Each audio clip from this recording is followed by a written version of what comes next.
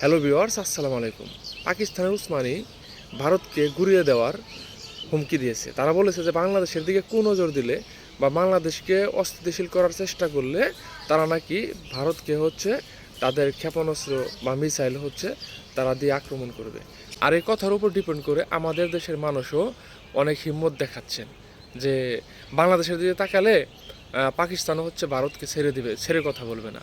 আসলে বলে কি যে যার যার লড়াই তারই লড়তে হয়। হ্যাঁ, কখনো অন্য দেশের উস্কানিতে নিজেদের ক্ষতি করা যাবে না, নিজেদের পায়ে কুড়াল মারা যাবে না।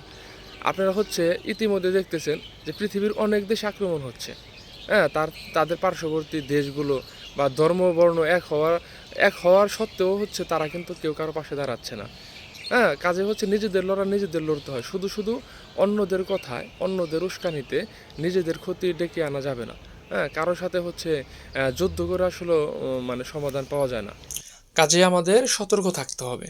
পৃথিবীর ইতিহাস দেখলে দেখা যায় যে ইতিপূর্বে অনেক ঘটনা আছে যে অনেক রাষ্ট্র অনেক রাষ্ট্রের পাশে থাকার প্রতিশ্রুতি দিয়েছে, তাদের সাথে থেকে অন্য একটি দেশকে আক্রমণ করবে, এরকমও অনেক প্রতিশ্রুতি দেখা গেছে। কিন্তু দিন শেষে তারা কিন্তু তাদের পাশে থাকে না এবং তাদের প্রতিশ্রুতি রাখে নাই। দিন শেষে দেখা যায় যে যারা তাদের উপর প্রতিশ্রুতির কথা ভেবে অন্য একটি দেশকে আক্রমণ করেছিল, তারাই দিন শেষে ক্ষতিগ্রস্ত হয়। হ্যাঁ, কাজে এরকম ইতিহাস পৃথিবীতে অনেক অনেক অহরহ। শুধু শুধু অন্য একটি দেশের কথার উপর ডিপেন্ড করে অন্য দেশের সাথে শত্রুতা তৈরি করা যাবে না, তাদের জনগণের সাথে তর্ক বিতর্কেতেও জড়ানো যাবে না। ঠিক আছে, আপনাকে দিন শেষে আপনার নিজে একা লড়াই করতে হবে, আপনাকে একাই লড়ে যেতে হবে। আপনাকে সাপোর্টে বর্তমান বিশ্বে মির্জাফরের সংখ্যাই বেশি। এই সময়টাতে অন্য দেশের উপর বা অন্য কারো উপর ভরসা রাখাটাই আপনার খুবই কষ্টকর।